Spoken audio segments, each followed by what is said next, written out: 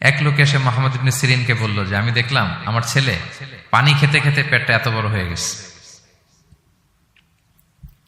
এই একই স্বপ্ন আরেকটা লোকও দেখলো, দেখে এক মূর্খের কাছে জিজ্ঞেস করলো। সে বলল, সর্বনাশ, এত বড় পেট হয়ে গেছে, তোমার ছেলে তো মারা যাবে।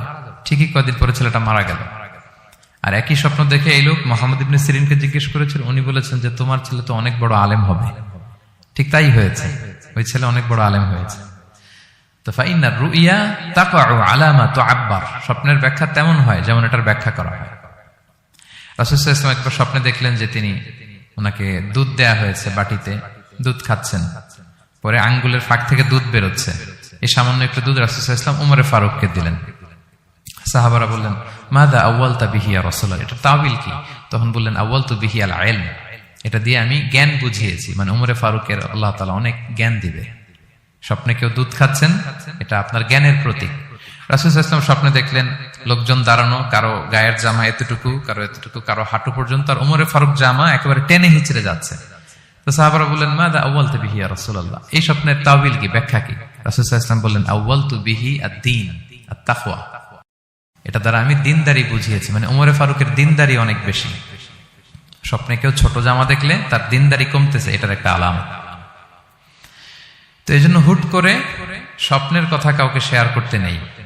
রাসূল সাল্লাল্লাহু আলাইহি ওয়াসাল্লাম ফজরের সালাতের পরে মসজিদে নববীতে সালাম ফিরিয়ে সাহাবাদের দিকে মুখ ফিরিয়ে বসতেন, তাসবিহ পড়তেন, এরপর জিজ্ঞেস করতেন, হাল রাআ আহাদুম মিনকুম আল বারিহাতা রুইয়া, গত রাতে কেউ কোনো স্বপ্ন টপ্ন দেখেছে নাকি? তো তখন সাহাবারা এই স্বপ্ন বলতেন, রাসূল সাল্লাল্লাহু আলাইহি ওয়াসাল্লাম ব্যাখ্যা করতেন। সুবহানাল্লাহ, কত সৌভাগ্যবান ছিলেন তারা। তাহলে স্বপ্ন বলা যাবে নাকি কাউকে? শুধু মুরাদ ভাই বলবে না, বাকিরা বলবে?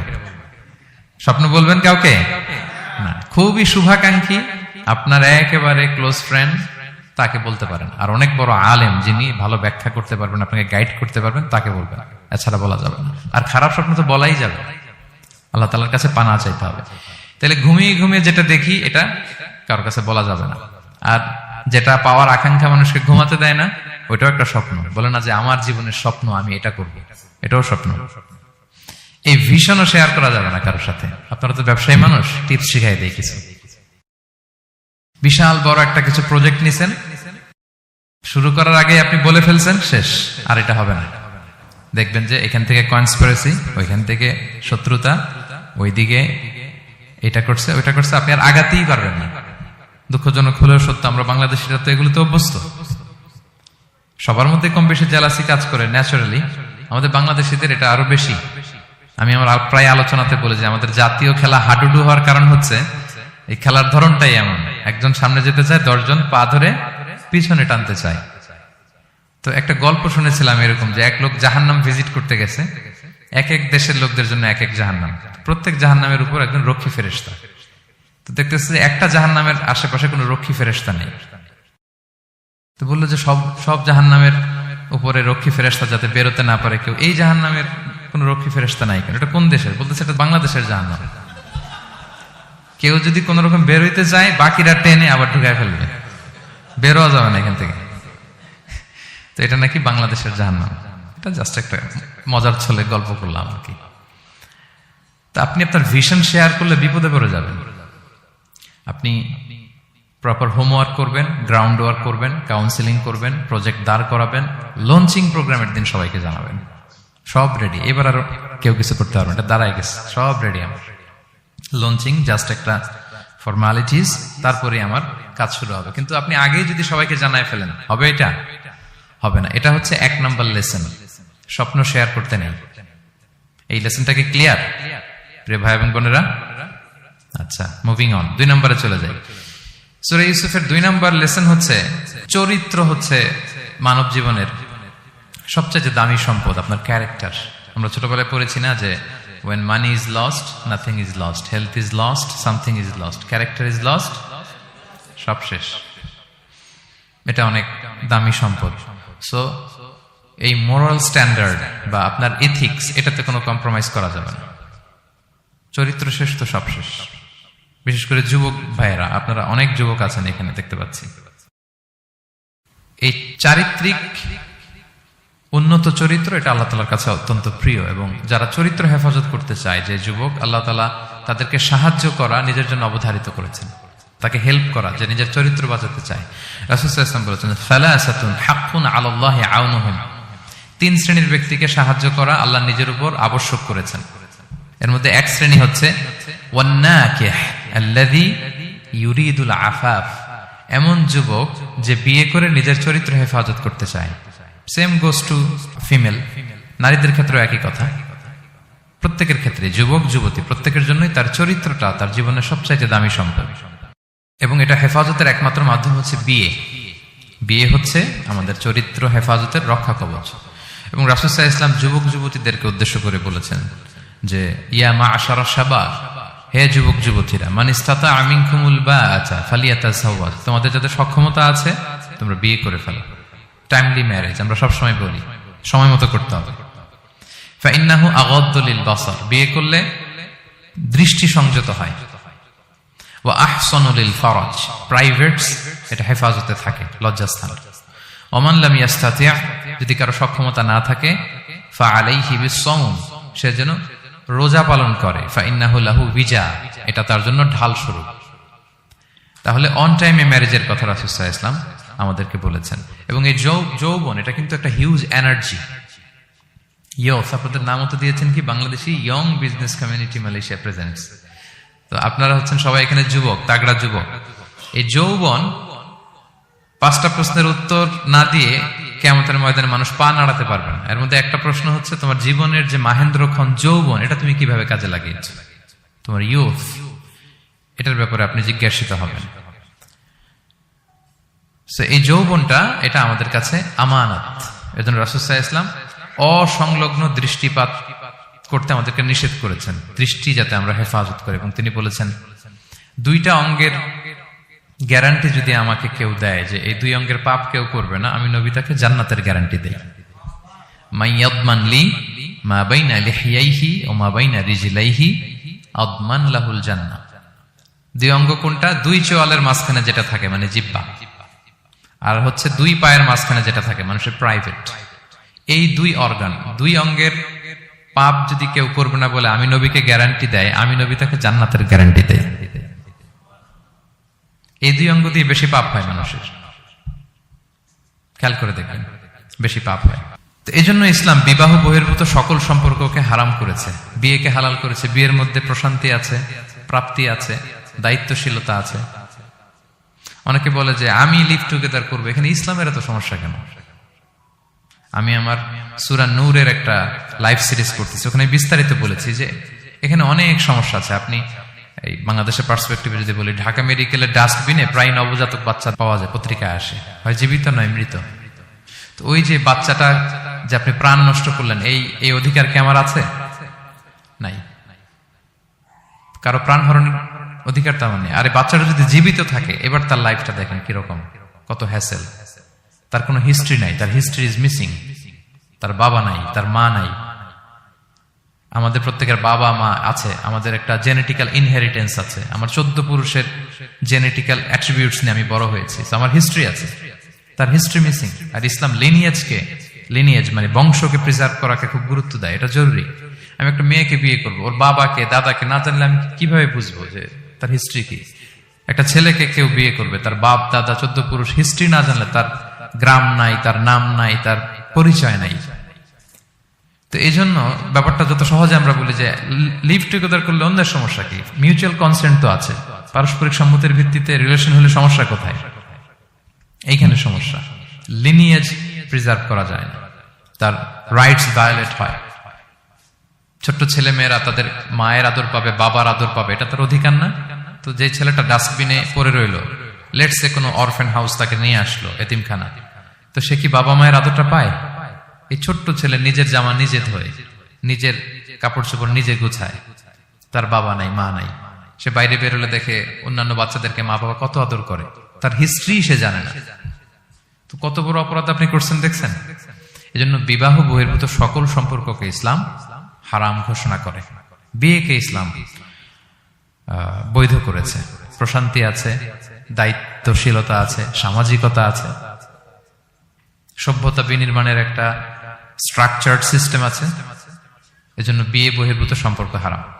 আপনারা জানেন যে সুন্দরী জুলাইখা ইউসুফ আলাইহিসসালামকে পাপের প্রস্তাব দিয়েছিল, নিষিদ্ধ প্রেমের প্রস্তাব দিয়েছিল। 7টা দরজা বন্ধ করে ওয়াগাল্লাকাতিল আবওয়াবা ওয়া ক্বালাত হাইতা লাক, 7 দরজা লক করে বলেছিল এসো।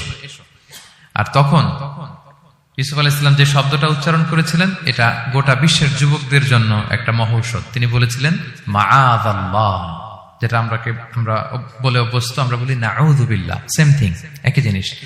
আল্লাহ আমি তোমার কাছে পানাহ চাই। এরকম ইনবক্সে যদি প্রস্তাব আসে, এরকম মেসেজ যদি আসে, পাপের কোনো হাতছানি যদি আসে, আমরা সাথে সাথে কি বলবো? মাআযাল্লাহ। কি বলবো?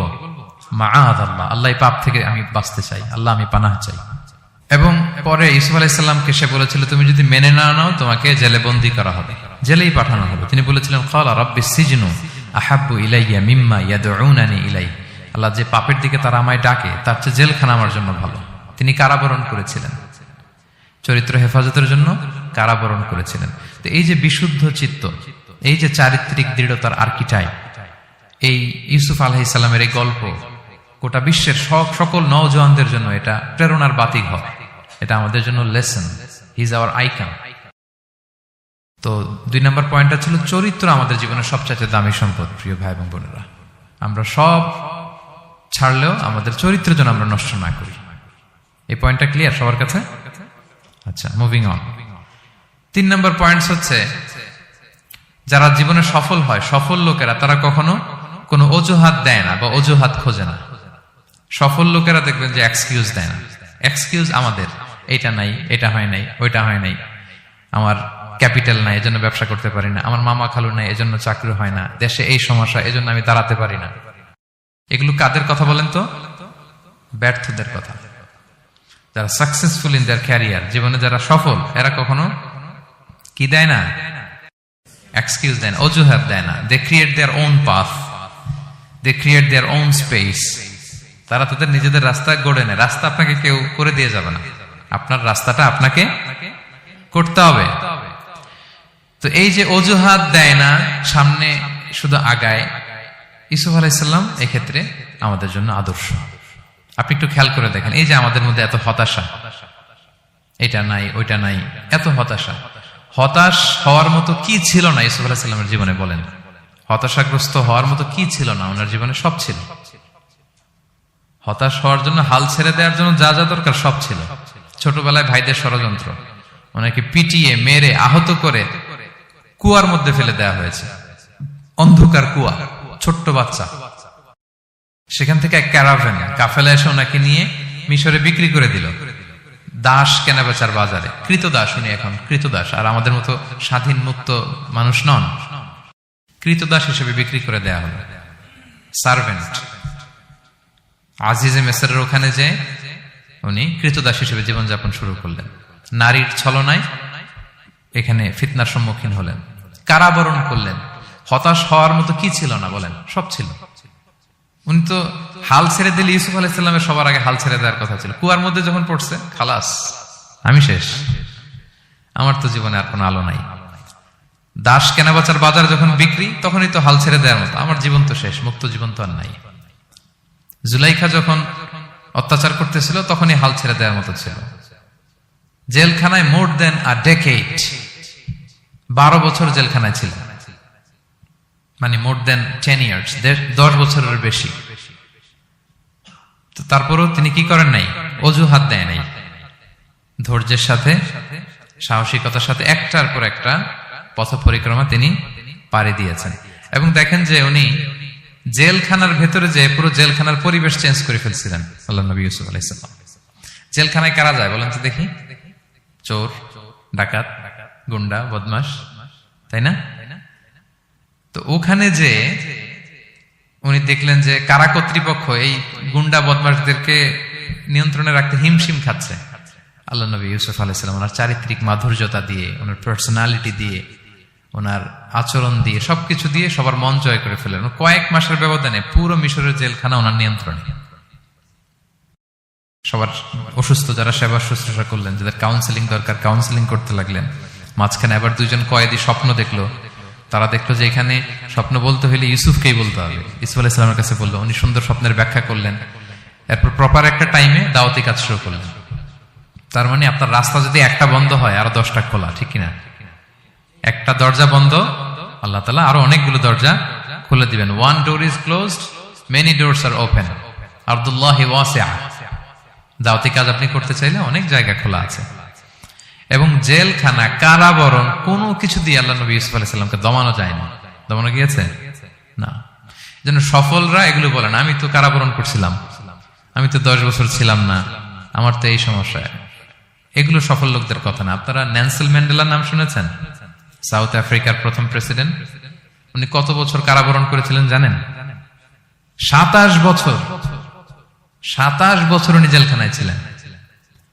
আজকে ওনার মৃত্যুর এত বছর পরেও কুয়ালালামপুরের এই ইফতার প্রোগ্রামে ওনার কথা আমরা স্মরণ করতেছি। কি সাকসেসফুল না? অত দূরে যাওয়ার দরকার নেই। আমি যদি এই দেশের দিকে তাকাই, what about the honourable prime minister Anwar Ibrahim? কয় বছর? প্রায় 8 বছর। পরে রয়্যাল পার্ডনে সব মিলাই টিলে 8 বছরের মতো উনি কারাজীবন কাটিয়েছেন। তো সফল হতে কোনো সমস্যা হয়েছে? Now he is the prime minister of Malaysia. সুবহানাল্লাহ। মিশরে যখন আমরা ছিলাম আমরা দেখেছি যে অনেক ইসলামিক মুভমেন্টের বড় বড় নেতৃবৃন্দ, কেউ 15 বছর, কেউ 20 বছর জেলখানায়, দমাতে পারেনি তাদেরকে। সো সফলদেরকে দমানো যায় না, এবং তারা এক্সকিউজ দেয় না, অজুহাত দেয় না, এটার কারণে পারি না, ওইটার কারণে পারি নাই। তারা নিজের রাস্তা নিজে তৈরি করে। এই লেসনটা আমরা পেলাম। 4 নাম্বার হচ্ছে বিলিভার্স আর অলওয়েজ অপটিমিস্টিক। বিশ্বাসীরা সবসময় আশাবাদী হয়, অলওয়েজ অপটিমিস্টিক, হাল ছেড়ে দেয় না। মুমিন কখনো হতাশ হয় না, মুমিন কখনো হাল ছেড়ে দেয় না। মুমিন ভরসা রাখে একজনের উপর, তিনি কে? আল্লাহ তাআলার উপর। সবসময় বিশ্বাসীরা তারা ভরসা রাখে। এবং সূরা ইউসুফে এটা শিক্ষা আমরা পাই। ইয়াকুব আলাইহিস সালাম ওনার ছেলেদেরকে বলেছিলেন যে লা তাইয়াসু মির রাহিল্লাহ ইন্নাহু লা ইয়াইয়াসু মির রাহিল্লাহি ইল্লাল কওমুল কাফিরুন। তোমরা আল্লাহর রহম থেকে নিরাশ হও না। আল্লাহর রহম থেকে নিরাশ হবে না। আল্লাহর রহম থেকে তারাই নিরাশ হয় যারা অবিশ্বাসী, যারা কাফির। হাল ছেড়ে দেওয়া যাবে না প্রিয় ভাইরা। এবং উনি প্রথমে ওনার ছেলে ইউসুফকে হারালেন, তারপরে বানিয়ামিনকে হারালেন, এরপর অন্যান্য ছেলেরা মিশরে চলে গেল শস্য আনার জন্য। তারপরে উনি আশা ছাড়েন। উনি বলেছেন ফাসাবরুন জামিল, যে কোনো পরিস্থিতিতে আমি ধৈর্য ধারণ করছি। আসাল্লাহু আইয়া আতিয়ানি বিহিম জামিআ, এবং আমি আশাবাদী যে আল্লাহ সবাইকে আমার কাছে ফিরিয়ে দিবেন একদিন। সবাই ওনারে পাগল বলতো, যে কি বলেন আপনি, বয়সের ভারে নুজ্জ হয়ে আপনি পাগলের মতো বলতেছেন ইউসুফ ইউসুফ ইউসুফ। কোথায় সেই ইউসুফ? ওকে তো নেকড়ে খেয়ে ফেলেছে। কারণ ইউসুফের ভাইয়ের একটা গল্প সাজিয়েছিল। সন্ধ্যাবেলা এসে বলেছিল, বাবা আমরা তো খুব যত্নবান ছিলাম, কিন্তু নেকড়ে বাঘ তো খেয়ে ফেলেছে ইউসুফকে। তো উনি ইউসুফ আলাইহিস সালামের জামাটা হাতে নিলেন। হাতে নিয়ে দেখে ওরা আবার একটা বকরি জবাই করে এটা রক্ত মাখায় নিয়ে আসছিল জামাতে।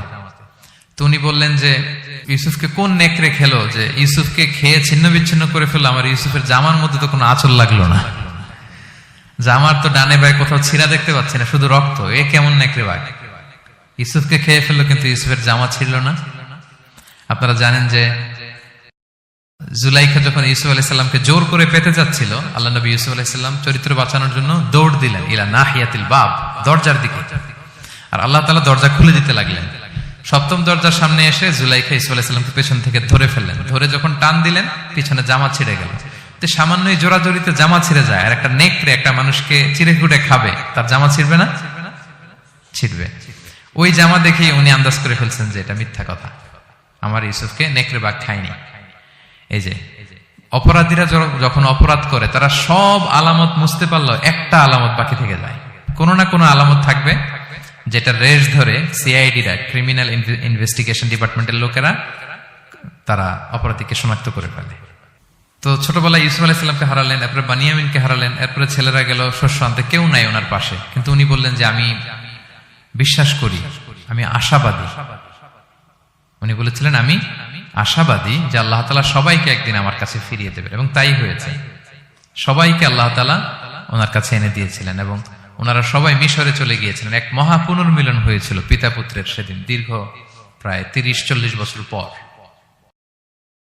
তো এই জন্য আমরা সবসময় আশাবাদী থাকবো, optimistic, never be pessimistic, try to B optimistic always. সবসময় আপনি আশাবাদী হবেন। রাসূল সাল্লাল্লাহু আলাইহি ওয়াসাল্লাম সবসময় আশাবাদী থাকতেন। যে কোনো একটা দিকে নেগেটিভিটি থাকবে, পজিটিভিটি থাকবে, আপনি কোনটা নেবেন? পজিটিভটা আপনি নেবেন। একটা উদাহরণ আছে না, যে এরকম একটা গ্লাসের অর্ধেক যদি পানি থাকে, কেউ দেখে অর্ধেক খালি, কেউ দেখে অর্ধেক পানি ভর্তি, তো আপনি অর্ধেক যে পানি ভর্তি ওইটা খেয়াল করবেন, আশাবাদী হবেন। আশাবাদী লোকদেরকে আল্লাহ তাআলা পছন্দ করে। নিরাশ হয় যারা কাফির, অবিশ্বাসী তারা। আর শয়তানের সবচেয়ে বড় মিশন হচ্ছে আমাদেরকে হতাশ বানানো। আমাদেরকে কি বানানো? সে আমাদেরকে হতাশ বানাইতে পারলে সে সাকসেসফুল। সে আমাদেরকে বোঝাতে থাকে, এত পাপ করেছিস, আল্লাহ কি তোরে মাফ করবে? মনে হয় করবে না। এত পাপ হয়ে গেছে, এত অন্যায় হয়ে গেছে, মনে হয় আল্লাহ আর পাপ করবে, মাফ করবে না। যা হয়েছে হয়েছে, আরেকটু কর, আরেকটু এনজয় করতে থাক, আরেকটু গা ভাসায় দে পাপের সাগরে। এরকম আপনারে প্রভোগ করতে থাকে সে। আপনাকে আশাবাদী হতে দেয় না যে না, আমি পাপ যতই করি, আমার পাপ যত বড় হোক, আল্লাহর রহমতের দরিয়া তার চাইতেও বড়। এটা ভাবতে দেয় না শয়তান। আমাদের বারবার বারবার নিরাশ করতে থাকে। নিরাশ যদি আমাদেরকে করতে পারে, শয়তান সফল। শয়তান সবসময় আমাদেরকে নিরাশ করতে চায়, ভয় দেখায়। তুমি যে এই পাপ করেছো, আল্লাহ তো মাফ করবে না, এত বড় পাপ তো আল্লাহর কাছে ক্ষমা হবে না। সো আমরা যেন আশাবাদী হই, আমরা যেন হতাশার সাগরে ডুবে না যাই, অপটিমিস্টিক যেন হই, সম্মানিত ভাইয়েরা। এবং ইউসুফ আলাইহিস সালাম কিন্তু এক্ষেত্রে আমাদের জন্য আদর্শ। তিনি আশাবাদী ছিলেন এবং শেষ পর্যন্ত লড়াই করে গিয়েছেন। নিরাশ হওয়া যাবে না। এই পয়েন্টটা ক্লিয়ার সবার কাছে? 5 নাম্বার লেসন হচ্ছে, আপনি যদি বড় কোনো কাজ করতে চান, আপনার বড় প্ল্যান লাগবে, যেটাকে আমরা মাস্টার প্ল্যান বলি। বড় কিছু করতে হলে মাস্টার প্ল্যান লাগে এবং আপনার প্রপার ম্যানেজমেন্ট লাগবে। প্ল্যানিং ছাড়া পৃথিবীতে কিছু হয় না। প্ল্যানিং যে কোনো কাজে, যে কোনো ক্যারিয়ারে, যে কোনো প্রফেশনে প্ল্যানিং ছাড়া বড় কোনো কিছু হয় না। আপনি প্ল্যানিং করেন, হার্ড ওয়ার্কিং করেন, সফলতা আপনাতেই এসে ধরা দেবে। এটা পৃথিবীর সুন্নাত। আপনি কাজ করবেন না, প্রচেষ্টা করবেন না, আল্লাহর উপর ভরসা করে রাখবেন, আল্লাহ আপনারা বাঁচাবে? বলেন, চেষ্টা করতে হবে। তাওয়াক্কুলের মেকানিজমটা এরকম, আপনি আপনার সর্বোচ্চটুকুন চেষ্টা করবেন, সর্বোচ্চ চেষ্টা করে এরপরে কার উপর ভরসা করবেন?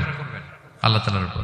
আপনারা কি জানেন, বিষ্ণু সাল্লাল্লাহু আলাইহি ওয়াসাল্লাম যেদিন হিজরত করেছিলেন, ওই দিন বিশ্বনবী মানে কত ভাবে নিজেকে আড়াল রাখার চেষ্টা করেছিলেন। বিষ্ণু সাল্লাল্লাহু আলাইহি ওয়াসাল্লাম মাস্ক পরতেন না কখনো, মুখ খোলা থাকতো। ওই দিন মাস্ক করেছিলেন, মানে কাপড় দিয়ে মুখটা ঢেকে। আল্লাহ যখন বললেন আজ রাতে হিজরত হবে, রাসূল সাল্লাল্লাহু আলাইহি ওয়াসাল্লাম দুপুরবেলা বেরোলেন আবু বকরকে জানানোর জন্য। তিনি দুপুরবেলাও কখনো বেরোতেন না। ওয়াক্তাল কাইলুলা, এটা রাসূল সাল্লাল্লাহু আলাইহি ওয়াসাল্লামের বিশ্রামের সময় ছিল। বা'দা যাহিরা, যোহরের পরে বিশ্রাম নিতেন। প্রচন্ড গরম, আরব দেশের লোকেরা বেরোতো না তখন, রাসূল সাল্লাল্লাহু আলাইহি ওয়াসাল্লাম বেরোতেন না। ওই দিন তিনি ওই টাইমে বেরোলেন যাতে কেউ না দেখে, নাম্বার 1। নাম্বার 2, উনি সবসময় খোলা মুখে বেরোন। ওই দিন তিনি মুখ ঢেকে বেরোলেন যাতে দূর থেকে কেউ দেখলেও একটা গ্ল্যান্সে টের না পায় এটা মুহাম্মদ। আচ্ছা, নাম্বার 3, আবু বকর রাদিয়াল্লাহু তাআলার কাছে যেয়ে বলেন, আবু বকর, যারা ঘরে আছে একটু বের করো, খুব কনফিডেন্সিয়াল একটা কথা। আবু বকর বললেন, ইয়া রাসূলুল্লাহ, এটা তো আপনার পরিবার, মানে বিয়ে হয়ে গেছে অলরেডি আয়েশা রাদিয়াল্লাহু তাআলার সাথে, এখনো সংসার হয়নি, তো আপনার পরিবার, তারপর আসমা, এরা। বলছে আচ্ছা তাহলে ঠিক আছে। আবু বকর বললেন, ইয়া রাসূলুল্লাহ বলেন। আল্লাহ রাসূল বললেন, আল্লাইলা, সংক্ষেপে, মেসেজ কিন্তু সংক্ষেপে দিতে হয়। বললেন আল্লাইলা, আজ রাতে। তখন বললেন যে রাসূলুল্লাহ, আমি কি সাথে থাকবো? হ্যাঁ, সাথে থাকবে তুমি। তো আগে ইঙ্গিত পেয়ে অনেক আগেই একটা উটকে আবু বকর রাদিয়াল্লাহু তাআলা আনহু ঘাস খাওয়াচ্ছিলেন, পানি খাওয়াচ্ছিলেন, নাদুস নুদুস করছিলেন। তো ওই রাতেই বের হয়ে গেলেন। এবার আবু বকর রাদিয়াল্লাহু তাআলা আনহু কতটুকু প্ল্যান করলেন দেখেন। উনি ওনার ছেলে আব্দুল্লাহকে বললেন, তুমি মক্কার বাজারে, আমরা যে মিসিং, আমরা যে নাই, আজকে রাতে তো আমাদেরকে হত্যা করতে আসবে, কে কি বলতেছে এসে গারে সাউরে তুমি এসে বলে যাবা। এটা হচ্ছে আবু বকর রাদিয়াল্লাহু আনহুর প্ল্যানিং। এই যে প্ল্যানিং যে কত দরকার, বড় কাজের জন্য যে প্ল্যানিং লাগে। রাসূল সাল্লাল্লাহু আলাইহি ওয়াসাল্লাম প্ল্যান করছে কিভাবে? দুপুরে বেরোইছেন, মুখ ঢেকে বেরোইছেন, সবার সামনে বলতে চাচ্ছেন না, শর্ট ওয়ার্ড দিয়ে বলে ফেলতেছেন। আবু বকর রাদিয়াল্লাহু তাআলা আনহুর প্ল্যানিং হচ্ছে 2 মাস ঘাস খাওয়ালেন উটকে, ওট প্রস্তুত, অর্থ প্রস্তুত, এবং মক্কা থেকে মদিনায় সাওয়াহিলি রোড দিয়ে, অর্থাৎ সাগরের পাশ ঘেঁষে ক্যারাভেন যে রাস্তা ছিল ওই রাস্তায় না, লোকচক্ষুর অন্তরালে আরেক রাস্তায় আমাদেরকে পৌঁছায় দিতে পারবে এরকম একজন গাইড তিনি ভাড়া করে রাখলেন। ছোট্ট ছেলে আব্দুল্লাহকে বলেন, আব্দুল্লাহ, আমরা যখন গারে সাউরে 3 দিন থাকবো, তুমি সকালবেলা মদিনার মক্কার বাজারে ঘুরবা, কে কি বলে আমাদের ব্যাপারে, আবু বকর মুহাম্মদ নিয়ে কে কি বলে সে আমাদেরকে শোনাবা। তো ছোট্ট ছেলে আব্দুল্লাহ যখন এই তথ্য দিয়ে যাবে, আব্দুল্লাহর ফুটপ্রিন্ট থাকবে না, বের হয়ে মরুভূমি দিয়ে হেঁটে গারে সাউর আবার হেঁটে, তো ফুটপ্রিন্ট কেউ ফলো করলে তো সোজা আল্লাহ রাসূল এবং আবু বকরের কাছে পৌঁছে যাবে। উনি প্ল্যান বিও করে রাখলেন যে আব্দুল্লাহ যখন আমাদেরকে ইনফরমেশন পৌঁছে চলে আসবে, তিনি আরেকজনকে ঠিক করে রাখলেন যে তুমি আমার ছাগলগুলো ওই রাস্তায় একটু চড়াবা, তখন ছাগলের ফুটপ্রিন্ট থাকবে, ছোট্ট আব্দুল্লাহর পায়ের যে ছাপ ফুটপ্রিন্ট ওইটা আর থাকবে না।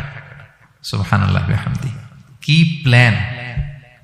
ঠিকই আব্দুল্লাহ যেত, ফুটপ্রিন্ট পড়তো, এরপর তার রাখাল এসে ছাগল চড়াতো ওখানে, ফলে এখন শুধু ছাগল হাঁটার দাগ, ছোট্ট বাচ্চার আর দাগ নেই।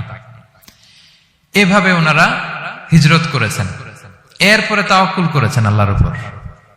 আর আমরা বলি যা করে আল্লাহ, আল্লাহর উপর তাওয়াক্কুল করলাম, এরকম বলি না? যা হবে হবে, এটা তাওয়াক্কুল হয়েছে? আমরা টিপিক্যাল বাঙালি মুসলমানরা কি বলতাম? আমি আল্লাহর নবী, আমি কাফেরদের নাকের ডগার উপর দিয়ে যাব, দেখি কে ঠেকায়, কার শক্তি বেশি, কুরাইশদের শক্তি বেশি না আল্লাহর শক্তি বেশি, এরকম বলতাম না? যে আমি রাতের বেলায় কেন যাব, আমি দিনের বেলায় আবু জাহেলের নাকের ডগার উপর দিয়ে হেঁটে যাব, দেখি কার শক্তি বেশি, আমার আল্লাহ বড় নাকি আবু জাহেল বড়।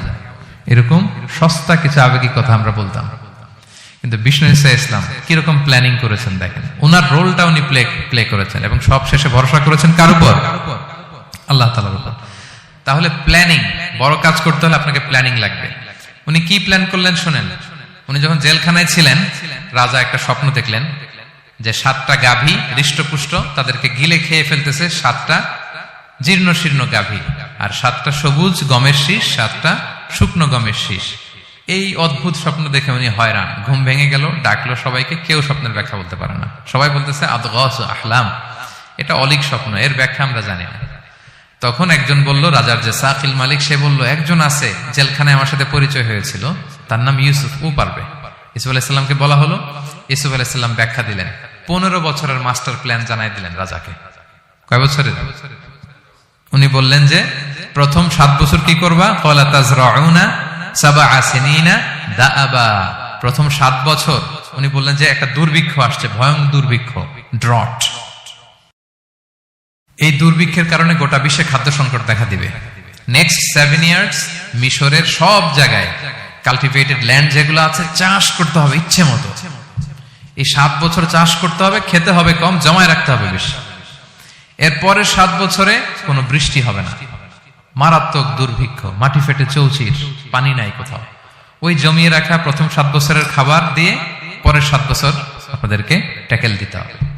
এরপরে 7-7-14 শেষে 15তম বছরে প্রচন্ড বৃষ্টি হবে, সুজলা সুফলা, শস্য শ্যামলা হয়ে যাবে মিশরের অলি গলি সবকিছু। তাহলে প্ল্যান করলেন, মাস্টার প্ল্যান করলেন কয় বছরের? 15 বছর। রাজা শুনে তো অবাক, বলতেছে সর্বনাশ, এই লোক কোথায় ছিল? নিয়ে আসতে চাইলেন, উনি বললেন না, আমি বেরোবো না, আমাকে মিথ্যা অপবাদ দিয়ে কারাবরণ দেওয়া হয়েছিল, আগে ওটা সেটেল করেন। ওটা সেটেল করা হলো, গোটা মিশরবাসী জানলো, বিনা অপরাধে কারাবরণ। এরপর উনি বেরোয় আসলেন।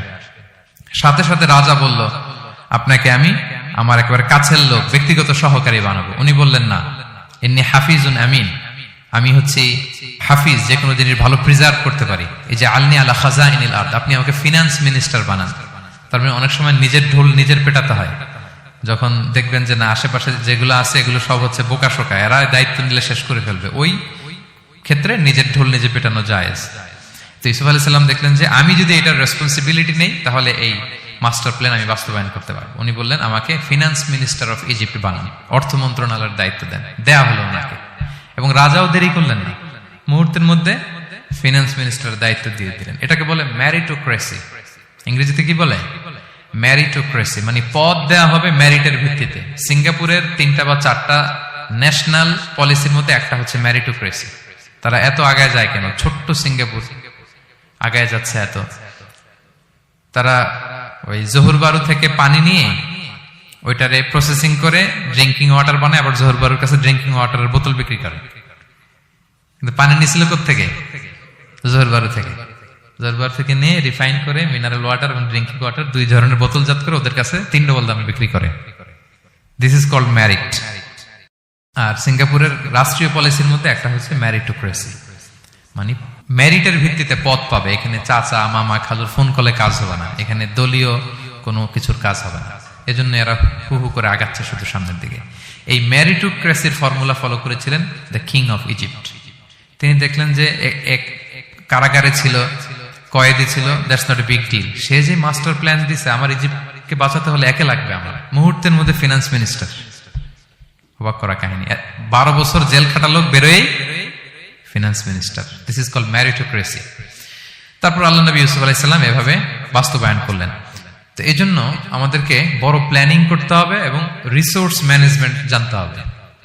আমার অনেক কিছু আছে কিন্তু আমি এটাকে ম্যানেজ করতে জানি না, আপনি সফল হতে পারবেন না। আপনার অ্যাসেট আছে, টাকা আছে, নলেজ আছে, কিন্তু আপনি ম্যানেজ করতে জানেন না। আপনার ম্যানেজমেন্ট না থাকলে সফলতা আসবে না। বিশেষ করে যখন এটা গভর্নমেন্ট রিসোর্সের ব্যাপার আসে, গভর্নমেন্ট রিসোর্সকে এটা চমৎকার ভাবে ম্যানেজ করতে হয়।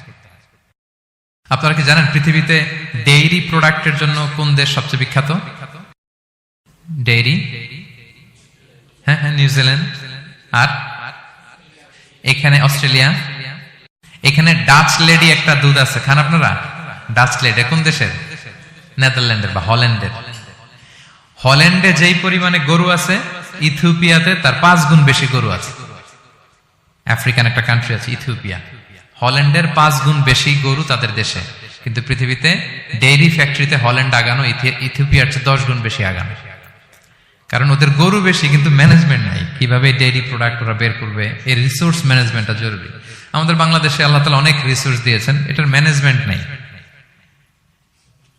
আমাদের এই যে Cox's Bazar, the longest sea beach, অনেককে বললে চিনেও না। আমি অনেক জায়গায় বলেছি যে গর্ব করে যে আমাদের তো লংগেস্ট সি বিচ, জানো কোথায় আবার এটা লংগেস্ট সি বিচ? চিনেই না কক্সবাজারকে। কিন্তু আমাদের ট্যুরিজম মিনিস্ট্রি কিন্তু এই রিসোর্স গুলোকে ম্যানেজ করে গোটা বিশ্বের ট্যুরিস্টদেরকে অ্যাট্রাক্ট করতে পারতো না। ম্যানেজমেন্টের দুর্বলতা। আমাদের সিলেটে যে হিল ট্রাক্টস এরিয়া, পাহাড়ি এরিয়া, চা বাগান, এটা অনেক বড় ট্যুরিস্ট অ্যাট্রাকশন হতে পারত। আমাদের বান্দরবানে একবার একটা ক্যাবল কার বানাইছিল, এটা কয়েক সপ্তাহের মধ্যে ছিঁড়ে পড়ছে। এই ঘটনা শুনলে বিদেশিরা তো দূরের কথা, আপনি উঠবেন ওটাতে আপনার বাচ্চা কাচ্চা নিয়ে? আমরা তো গেন্টিং হাইল্যান্ডে গেলেই কেবল কারে উঠি। লাঙ্কাবিতে গেলে এই যে স্কাই কেবল আমরা উঠি না, কি পাওয়ারফুল কেবল দিয়ে, এত সুন্দর ম্যানেজমেন্ট, এত সুন্দর সেফটি সিকিউরিটি দিয়ে ওরা এটাকে ম্যানেজ করেছে। গোটা বিশ্বের ট্যুরিস্টদেরকে আকৃষ্ট করতেছে। ওটার উপরে উঠলে আন্দামান দ্বীপপুঞ্জগুলো দেখা যায়। আপনারা যাবেন লাঙ্কাবির ওই কেবল কারে, মালয়েশিয়ার সবচেয়ে উঁচু কেবল কার, স্কাই কেবল ব্রিজ আছে একটা। তো এই যে আমাদেরকে আকৃষ্ট করে এগুলো, কারণ they know how to manage their resources. Government লেভেলে এই রিসোর্স ম্যানেজমেন্টটা জরুরি, যেটা আল্লাহ নবী ইউসুফ আলাইহিস সালাম আমাদের চোখে আঙ্গুল দিয়ে দেখিয়েছেন। প্ল্যানিং লাগবে, মাস্টার প্ল্যানিং লাগবে, গ্রাউন্ড ওয়ার্ক লাগবে, এরপরে আপনি কাজে নামবেন। যে কোনো বড় কাজ করার আগে, যেহেতু আপনারা ব্যবসায়ী, তো আমি তো ব্যবসা বুঝি না, একটু শেয়ার করতেছি আর কি আপনাদের সাথে, যদি কাজে লাগে আপনাদের। যে কোনো বড় প্রজেক্ট করার আগে শর্ট অ্যানালাইসিস করতে হয়। নাম শুনেছেন না আপনারা? হ্যাঁ, শর্ট নাম শুনেছেন? আজকে শুনে যান। SWOT, শর্ট অ্যানালাইসিস করতে হয়। S for strength, W for weakness, O for opportunities, T for threats. আপনি একটা বড় কাজ করার আগে শর্ট অ্যানালাইসিস করতে হয় যে আমার এই কাজের স্ট্রেংথ কতটুকু আছে, আমার উইকনেস কি কি আছে, কি কি সমস্যা হতে পারে, এরপর অপরচুনিটিস কি কি থাকতে পারে, তারপর এই কাজ আমি দাঁড় করালে, প্রজেক্ট দাঁড় করলে কি কি থ্রেট আমাকে এখানে বাধাগ্রস্ত করতে পারে। এই গ্রাউন্ড ওয়ার্ক করার পরে এরপর আপনি বড় মাস্টার প্ল্যান নিয়ে আপনার প্রজেক্ট শুরু করবেন।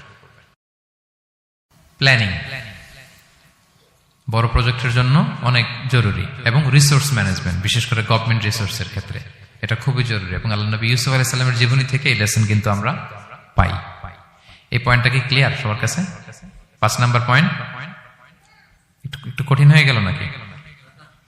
ক্লিয়ার? 6 নাম্বার পয়েন্ট হচ্ছে এ দাঈ ইজ অ্যান অপরচুনিটি সিকার। আল্লাহ নবী ইউসুফ আলাইহিস সালামের জীবনী থেকে আমরা শিখতে পারি যে একজন দাঈ হচ্ছে সুযোগ সন্ধানী, পজিটিভ অর্থে আর কি। যখন প্রপার টাইমিংটা হবে তখন সে দাওয়া দিবে, তখন সে তার মেসেজটা ড্রপ করবে, তখন সে তার বার্তাটা দিবে। কিন্তু এটা আমাদের দেশে খুবই ল্যাকিং। আমাদের দায়ীরা দেখা যায় যে মানে খুবই অসহনশীল। সহনশীলতা আমাদের দায়ীদের মধ্যে বাংলাদেশে কম। মাইক্রোফোন পেলেই ও কাফের, ও জাহান্নামী, ও বাতিল, সবাইরে জাহান্নামে পাঠায়, উনি একাই জান্নাতে যেতে চায়। তো সবাই একসাথে গেলে আরো মজা হইতো না বেশি? কি বলেন? হ্যাঁ, এখানে আপনারা কেউ নাই, আমি একা আসছি, ঘুরতেছি, খাচ্ছি, এটা কি ভালো লাগবে আমার? এই যে আপনারা সবাই আসতেছেন, গেট টুগেদার হচ্ছে, এইটাই না আনন্দ। তো সবাইরে জাহান্নামে পাঠাই, আমি একা জান্নাতে গেলে এটা মজা হবে? তো এটা বুঝাবে কে ওনাদের? কথায় কথায় সে বাতিল, সে কাফির, সে গোমরা, আর উনি একাই শুধু ভালো। এটা দায়ীর বৈশিষ্ট্য নয়। আরব শায়েখরা বলেন যে নাহনু দুআত লাসনা কুদাত, আমরা দায়ী, আমরা জাজ নই। আমাদের দায়ীরা দায়ীর চেয়েও জাজ হতে চায় বেশি, খুব জাজমেন্টাল, আমরা খুব বেশি অ্যাটাকিং কথা বলি, আমরা অন্যকে নাকচ করে দেই, বাতিল করে দেই। এটা দায়ীর কাজ নয়। দায়ীর কাজ শুধু পৌঁছে দেওয়া। দায়ীর কাজ কি? ওমা আলাইনা ইল্লাল বালাগ ওমা আলা রাসূলি ইল্লাল বালাগুল মুবিন লাস্তা আলাইহিম বিমুসাইতির। নবী আপনাকে দারোগা বানিয়ে পাঠায়নি, আপনি পিছনে পিছনে ঘুরবেন। ফালা আল্লাকা বাকিউন আলা নাফসিকা আলা আসারিহিম ইল্লাম ইউমিনু বিহাদাল হাদিসে আসাফা। মানে নবী আপনি তো পাগল হয়ে যাবেন ওদের পিছনে ঘুরতে ঘুরতে, ওরা ঈমান আনে না কেন, ওরা জান্নাতি হবে না কেন, এত পেরেশান তো হওয়ার দরকার নাই। আপনার কাজ শুধু পৌঁছে দেওয়া। হেদায়েত দেয়া না দেয়ার মালিক কে? আল্লাহ। ইন্নাকা লা তাহদি মান আহবাবতা ওয়ালাকিন্নাল্লাহা ইয়াহদি মান ইয়াশা। নবী আপনি যাকে চান হেদায়েত দিতে পারবেন না। আপন চাচা আবু তালেব এত ভালোবাসতো রাসূল সাল্লাল্লাহু আলাইহি ওয়াসাল্লামকে, ফিনান্সিয়াল সাপোর্ট, পলিটিক্যাল সাপোর্ট সব দিয়েছেন। রাসূল ভালোবাসতেন ওনাকে। মৃত্যু সজ্জায় শুয়ে আছে, চাচা একবার বলেন আশহাদু আল্লা ইলাহা ইল্লাল্লাহ ওয়া আশহাদু আন্না মুহাম্মাদুর রাসূলুল্লাহ, আমি বাকিটা আল্লাহর সাথে বুঝবো। উনি সবশেষে বললেন আলা মিল্লাতি আব্দুল মুত্তালিব, আমি আব্দুল মুত্তালিবের শিরকি বিশ্বাসের উপরে শেষ নিঃশ্বাস ত্যাগ করলাম। তো রাসূল সাল্লাল্লাহু আলাইহি ওয়াসাল্লাম চাইলেও দিতে পারে না। তো আপনি দাঈ, আপনি এরকম জাজমেন্টাল কেন হবেন? আপনি এরকম অন্যকে নাকচ কেন করবেন? আপনার কাজ তো শুধু পৌঁছে দেওয়া। আমাদের কাজ কি? একজন দাঈ মোটেও জাজমেন্টাল হবে না, তিনি শুধু পৌঁছে দিবেন এবং প্রপার টাইমিং এর অপেক্ষায় থাকবেন। ইউসুফ আলাইহিস সালাম জেলখানায় ঢুকেই লা ইলাহার দাওয়াত দেননি, আগে সবার মাঝে নিজের একটা শক্ত অবস্থান নিশ্চিত করেছেন। যখন দেখলেন যে না কেউ বিপদে পড়লে ওনার কাছে আসে, পরামর্শ চাইলে ওনার কাছে আসে, উনি ভাবলেন এই তো আমার টাইম। এরপর উনি শুরু করলেন, মানে তাওহীদের কথাকে, শিরককে উচ্ছেদ করে তাওহীদ প্রতিষ্ঠার কথা এত সুন্দর আপনি সূরা ইউসুফের মধ্যে যেভাবে পাবেন অন্য কোথাও এরকম পাবেন না। অনেক সুন্দর করে এখানে তিনি দাওয়াত দিয়েছেন। তো দায়ীর কাজ হচ্ছে প্রপার টাইমিংটা করা। একজন দায়ী সবার সাথে মিশবে, দল মত নির্বিশেষে, গোটা বিশ্ব তার দাওয়াতি প্ল্যাটফর্ম। সে অনলাইনে, সে অফলাইনে, সে ক্যামেরার সামনে, সে কিবোর্ডে, সে মুসলিমের কাছে, অমুসলিমের কাছে, সবার কাছে আপনি মিশবেন। অনেক অমুসলিমরা আমাদের কথা শুনে, অনেক হিন্দু ভাইরা কথা শুনে, অনেক বৌদ্ধরা কথা শুনে, অনেক নাস্তিকরা কথা শুনে। হিজ মাই অডিয়েন্স। অনেক গুন্ডা মাস্তান আমাদের কথা শুনে। আপনি ওদের সাথে বসবেন, হাফ প্যান্ট পরে বসছে, গলায় স্বর্ণের চেইন, মদের গ্লাস নিয়ে বসছে, বসেন আপনি। দেখেন না এবিটলিও কি সুন্দর করে চলে যায়, সুন্দর করে। যে উনি আমাকে বলতেছে যে শায়েখ আমি যে অনেক মেয়েদের সাথে বসি টসি, আমি কিন্তু মনে মনে শুধু আস্তাগফিরুল্লাহ পড়ি। আমাকে বলতেছে শায়েখ এই যে আপনি দেখছেন ইন্দোনেশিয়াতে এখানে সেখানে আমি চলে যাই বিভিন্ন মদের বারে, এখানে সেখানে, আমি কিন্তু মনে মনে আস্তাগফিরুল্লাহ পড়ি। তার মানে তার চিন্তা চেতনা কত সুন্দর দেখেন, যে ওখানে তো যাইতে হবে আমাদের। পাপের জায়গায় আড্ডাখানে না গেলে আপনি দাওয়াতটা দিবেন কোথায়? সো প্রপার একজন দায়ী, he is an opportunity seeker. Say proper timing বুঝে দাওয়াতটা দিবে। এবং একজন দায়ী দল মত নির্বিশেষে সবার কাছে কোরআনের কথা পৌঁছাবেন।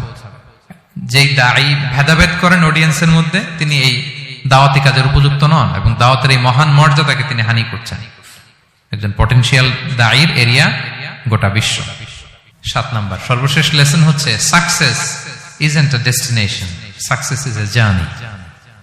আমরা সফলতাকে অনেক একটা ডেস্টিনেশন মনে করি, ওই যে আমার সফলতা, আমি ওখানে পৌঁছলেই সফল, বাস খালাস কেদা, আর কিছু লাগবে না, এই তো হয়ে গেছে, আমি সফল। না, সাকসেস ইজন্ট আ ডেস্টিনেশন।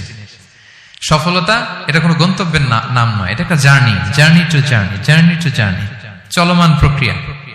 সফলতার কোনো শর্টকাট হয় না, হয় অনেক কাঠখোল পুড়িয়ে জীবন যুদ্ধের প্রতিটি অধ্যায়ে নিজেকে প্রমাণ করে করে একটু একটু করে আপনি সফল হবেন, একটু একটু করে আগাবেন। ইটস এ জার্নি, এটা কোনো ডেস্টিনেশন নয়।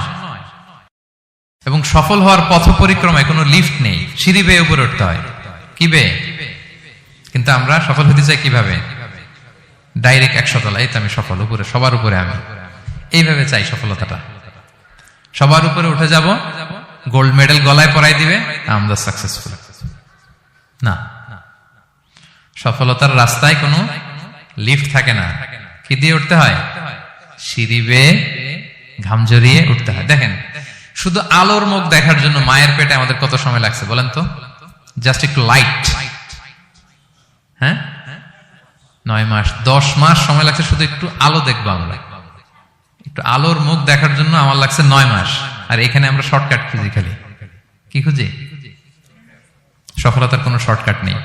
অল্প এফোর্টে যারা সফল হতে চায় এরা কোনোদিন সফল হয় না। ইউসুফ আলাইহিস সালামের জীবনীটা একটু খেয়াল করেন, একটু একটু করে তিনি সামনের দিকে এগিয়েছেন এবং সবশেষে ইজিপ্টের ফিনান্স মিনিস্টার হয়েছেন। এজন্য ধৈর্য ধারণ করতে হবে, নিজের সর্বোচ্চটুকু উজাড় করে দিয়ে আপনার রোলটা আপনি প্লে করবেন, এরপর আল্লাহ তাআলার উপর ভরসা রাখবেন। কিন্তু অনেক চেষ্টার পরেও যদি কাঙ্ক্ষিত সফলতা না পান, হতাশ হওয়ার কিছু নাই।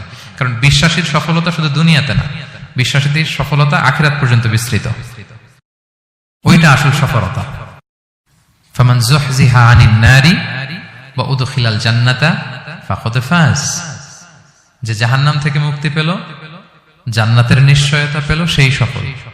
তো আমরা যেন সেই সফলতার জন্য অপেক্ষা করি, আমরা যেন দুনিয়া আখিরাত উভয় জাহানে সফল হতে পারি। আল্লাহ তাআলা আমাদের সবাইকে কথাগুলো বোঝার ও আমল করার তৌফিক দান করুন।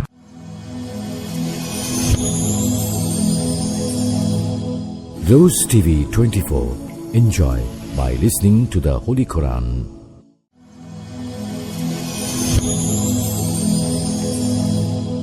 Rose TV 24. Enjoy by listening to the Holy Quran.